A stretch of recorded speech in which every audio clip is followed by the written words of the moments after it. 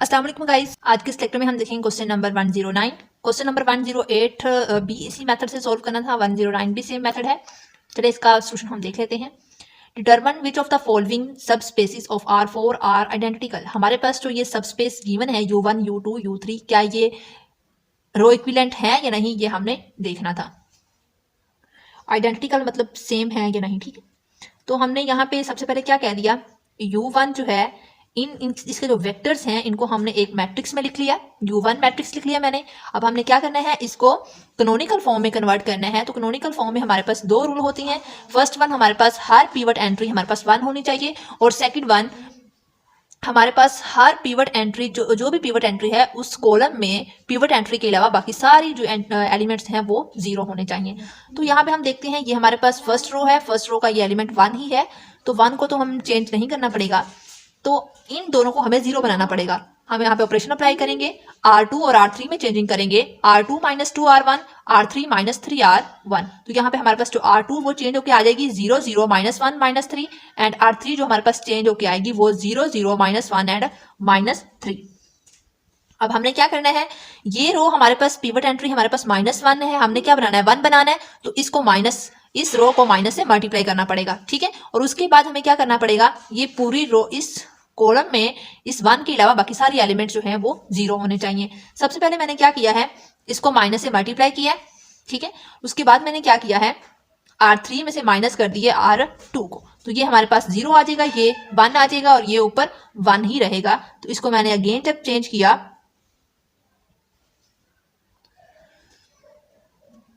तो ये हमारे पास एक मैट्रिक्स जो रह जाएगी वो क्या रह जाएगी। अब हमने यहाँ पे भी 0 बनाना है, तो R1 में चेंजिंग आएंगी, R1 - R2 कर देंगे, तो ये हमारे पास R1 में जो चेंजिंग आएंगी 1 2 0 1 आ जाएगा, और R2 एज इट रहेगी। जो हमारे पास U1 मैट्रिक्स आ जाएगी वो 1 2 0 1 0 0 1 3 आ जाएगी, ठीक है। अब नेक्स्ट वन है U2। U2 को हम एक मैट्रिक्स, U2 के जितने भी वेक्टर्स हैं उनको हम एक मैट्रिक्स में लिख लेंगे। तो ये हमारे पास लिख लिया हमने एक मैट्रिक्स 1 2 1 2 2 4 1 3। अब हमने क्या करना है, यहाँ पे 0 बनाना है, ये पिवट एंट्री 1 ही है। अब इस कॉलम में इसको 0 बनाना है, तो R2 में चेंजिंग करना पड़ेगी। मैंने लिख दिया R2 - 2R1, यहाँ पे ऑपरेशन अप्लाई कर दिया, तो ये हमारे पास जो R2 में चेंजिंग आएंगी 0 0 -1 -1। अब इस रो में हमारे पास -1 जो है वो पिवट एंट्री है, इसको हमने 1 बनाना है, और इसके ऊपर वाले एलिमेंट को भी 0 बनाना है। तो मैंने क्या किया, R1 + R2 कर दिया। जब R1 + R2 करेंगे तो R1 में चेंजिंग आएंगी 1 2 0 1, और R3 को मैंने क्या किया, R2 को मैंने -1 से मल्टीप्लाई कर दिया, तो ये हमारे पास चेंज होके आ जाएगा 0 0 1 1। हमारे पास जो U2 आएगा वो हमारे पास मैट्रिक्स आ जाएगा 1 2 0 1 0 0 1 1। अब हम देखेंगे U3 मैट्रिक्स। U3 के जो हमें वेक्टर गिवन थे उसको हमने एक मैट्रिक्स में लिख लिया 1 2 3 10 2 4 3 11। अब हमने क्या करना है, ये पिवट एंट्री 1 है, इसके नीचे वाले एलिमेंट को हमने 0 बना दिया। तो यहाँ पे जो हमारे पास R2 में चेंजिंग आएंगे, मैंने लिखा R2 - 2R1, तो ये हमारे पास R2 आ जाएगी 0 0 -3 -9। अब हमारे पास यहाँ पे क्या है, -3 पिवट एंट्री बन रही है इस रो में, तो हमें यहाँ पे 1 बनाना है। मैंने क्या किया, -1/3 से R2 को मल्टीप्लाई कर दिया, तो ये हमारे पास आ जाएगा 0 0 1 3।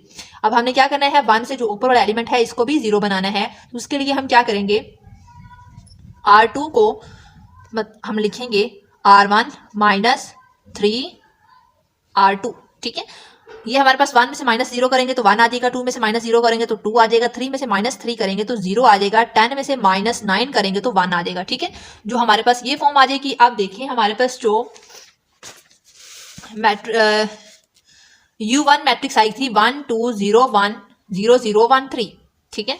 और हमारे पास U2 जो मैट्रिक्स आई है 1 2 0 1 0 0 1 1।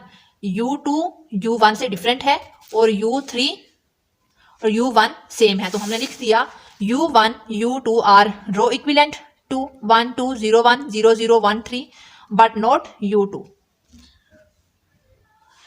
नेक्स्ट वन हमारे पास क्वेश्चन है, question number 110, find a basis. Basis हमने फाइंड करनी है। द रो स्पेस, एक मेथड हमारे पास रो स्पेस है, दूसरा हमारे पास क्या है, कॉलम स्पेस। हमारे पास मैट्रिक्स गिवन है, हम इसको सबसे पहले कन्वर्ट करेंगे रिड्यूस्ड एचेलॉन फॉर्म में, वहां से हम इसकी बता सकते हैं रो स्पेस की बेसिस, ठीक है। सबसे पहले मैंने क्या करना है, यहाँ पे देखें हमारे पास ये मैट्रिक्स गिवन थी, हमारे पास फर्स्ट रो में फर्स्ट एंट्री 1 होनी चाहिए, तो मैंने इसको क्या किया, इंटरचेंज कर दिया R1 को R2 से। जब R1 को R2 से इंटरचेंज करेंगे तो ये वाली जो रो है फर्स्ट रो वो सेकंड रो पे आ जाएगी और सेकंड रो फर्स्ट रो पे आ जाएगी, ये मैट्रिक्स एज इट रहेगी। ठीक है, अब हमने क्या करना है, 1 के अलावा बाकी सारे एलिमेंट इस कॉलम में 0 होने चाहिए, तो यहाँ पे हमारे पास R3 और R4 में चेंजिंग करना पड़ेगी क्योंकि R2 में ऑलरेडी ही 0 है। ठीक है, तो मैंने यहाँ पे ऑपरेशन अप्लाई कर दिया, R3 minus 3R1, R4 minus 4R1। जो हमारे पास R3 में चेंजिंग आएंगी 0 0 1 माइनस 1 माइनस 1, R4 में चेंजिंग आएंगी 0 0 4 0 3। अब हमारे पास सेकंड रो हमने देखना है, ये वाली रो है, तो इसके अलावा नीचे वाली जो टर्म्स हैं ये 0 होनी चाहिए। तो हमने R3 और R4 में अगेन से चेंजिंग की, 3R3 माइनस R2, तो इसमें जो चेंजिंग होकर आ जाएंगी ये हमारे पास आ जाएगी -4 -7, और R4 में जब चेंजिंग करेंगे R4 माइनस 4R3, तो ये हमारे पास आ जाएगा 4 एंड 7, बाकी सारे 0 0। अब क्या करेंगे, अब हमने क्या करना है, इन दोनों को ऐड करेंगे तो नीचे वाली जो सारी रो है वो हमारे पास 0 आ जाएगी। हमारे पास ये किस में कन्वर्ट हो गई है, रिड्यूस्ड एचेलॉन फॉर्म में। ठीक है, अब देखें यहाँ पे हमें पता है हमारे पास रिड्यूस्ड एचेलॉन फॉर्म में जो हमारे पास नॉन जीरो रोज होती हैं वो क्या कहलाती हैं, वो बेसिस बनाती हैं। अब बेसिस बनाने के लिए हम यहाँ पे लिख सकते हैं, ये हमारे पास 1 3 1 2 1 है, और सेकंड वन क्या है 0 0 3 1 4, थर्ड वन रो क्या है 0 -4, सॉरी 0 आएगा 0 0 0 -4 एंड -7। ठीक है, ये हमारे पास स्पेसिस बनाते हैं कैसे, रो स्पेस के अकॉर्डिंग। यहां पे लिख लें रो स्पेस, ये फर्स्ट वन है। सेकंड वन हमारे पास क्या इसका था, हमने इसको क्या बताना है, कॉलम स्पेस के अकॉर्डिंग बेसिस बनानी है। अब कॉलम स्पेस के अकॉर्डिंग हम कैसे बनाते हैं, बेसिस कौन से वेक्टर्स बनाते हैं, बेसिस वो वेक्टर्स बनाते हैं जो लीनियरली इंडिपेंडेंट हो और जो वेक्टर स्पैनिंग हो। ठीक है, अब यहाँ पे देखें हमारे पास अब लीनियरली इंडिपेंडेंट कौन से वेक्टर्स होते हैं जो लीनियर कॉम्बिनेशन में नहीं लिखे जा सकते। तो हमारे पास यहाँ पे C1 ये पिवट एंट्री है, C2 एंड C3 ये लीनियरली इंडिपेंडेंट है, C1 C2 एंड C3। ये हमारे पास कॉलम वाइज बेसिस बनाते हैं, कॉलम वाइज ये बेसिस बनाते हैं। दोबारा से मैं रिपीट करती हूँ, बेसिस कौन से वेक्टर्स बनाते हैं जो लीनियरली इंडिपेंडेंट हो और जो स्पेस को स्पैन करें। ठीक है, अब हमारे पास यहाँ पे लीनियरली इंडिपेंडेंट कौन से कॉलम है, तो कॉलम 1 जो है वो लीनियरली इंडिपेंडेंट है, कॉलम 2 है एंड कॉलम 3 है। अब यहाँ पे जो 2 और 5 हैं ये लीनियर कॉम्बिनेशन में लिखे जा सकते हैं, मीन टू से ये लीनियरली डिपेंडेंट है, ये डिपेंड करते हैं इन पे। ठीक है, तो हमने लिख दिया C1 C2 एंड C3 ये हमारे पास जो वेक्टर कॉलम्स हैं ये कॉलम बेसिस बनाते हैं।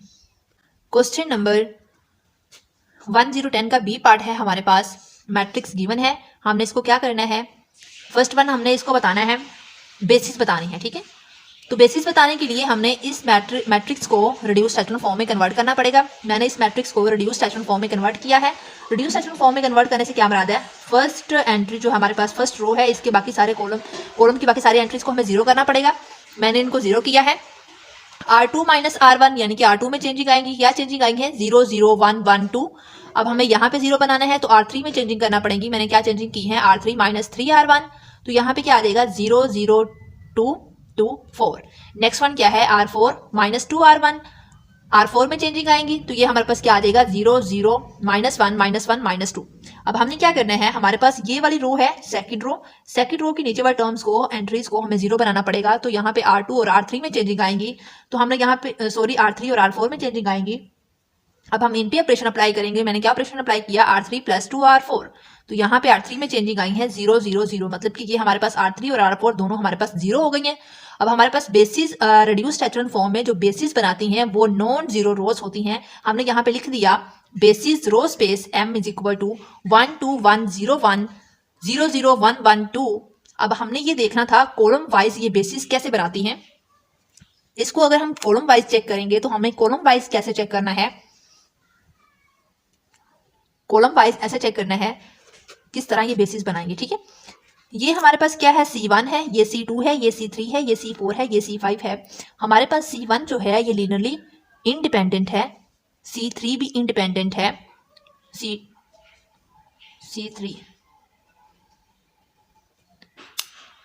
C1 और C3 लीनियरली इंडिपेंडेंट है, ये लीनियर कॉम्बिनेशन में नहीं लिखे जा सकते। ठीक है, और ये स्पैनिंग भी है, तो इसीलिए हमारे पास जो कॉलम स्पेस आएगी वो C1 और C3 आएगी। अगेन रिपीट करती हूँ, हमारे पास C1 और C3 जो है ये लीनियर कॉम्बिनेशन में नहीं लिखे जा सकते दूसरे वेक्टर्स के। ठीक है, दूसरे कॉलम्स के लीनियर कॉम्बिनेशन में नहीं लिखे जा सकते, इसीलिए C1 और C3 जो है ये लीनियरली इंडिपेंडेंट है। C2, C3 एंड C5 ये लीनियरली डिपेंडेंट है, ये लीनियर कॉम्बिनेशन में लिखे जा सकते हैं। तो इसका आंसर हमारे पास आ जाएगा बेसिस कॉलम स्पेस में हमारे पास C1 और C3 आ जाएगी।